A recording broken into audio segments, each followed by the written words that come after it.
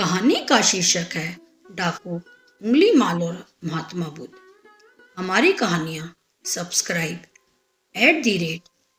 @सीमा मुदगिल। डाकू, उंगली माल और महात्मा बुद्ध।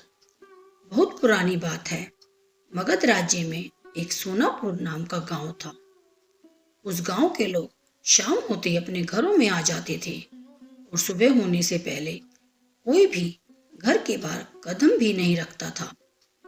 इसका कारण डाकू उंगली माल था। डाकू उंगली माल मगध के जंगलों की गुफा में रहता था।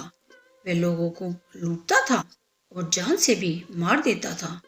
लोगों को डराने के लिए वह जिसे भी मारता उसकी एक उंगली काट लेता और उन उंगलियों की माला बनाकर पहनता। इसलिए उसका नाम उंगली माल पड़ा। गांव के सभी लोग परेशान थे, कैसे उस डाकू के आतंक से छुटकारा मिले। एक दिन गौतम बुद्ध उस गांव में आए। गांव के लोग उनकी आओ भगत करने लगे। गौतम बुद्ध ने देखा कि गांव के लोगों में किसी बात को लेकर दहशत फैली है।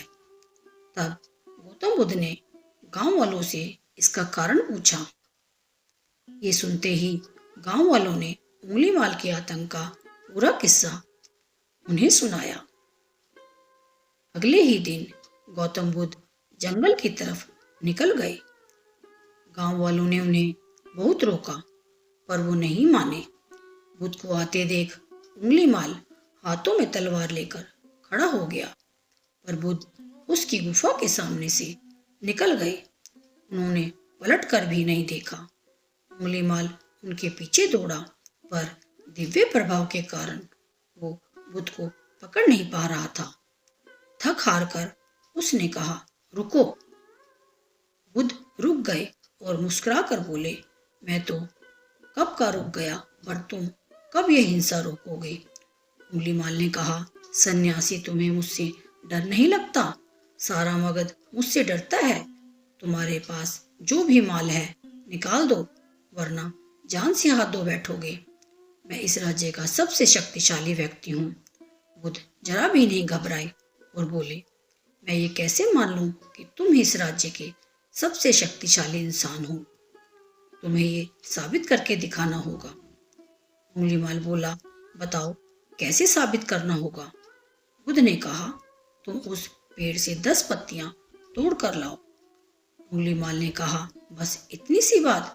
मैं तो पूरा पेड़ उखाड़ सकता हूँ।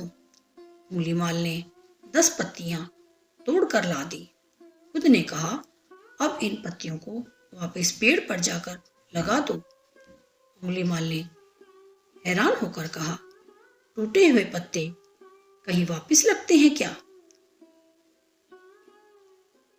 तो बुद्ध बोले, जब तुम इतनी छोटी सी चीज को वापस नहीं जोड़ सकते तो तुम सबसे शक्तिशाली कैसे हुए?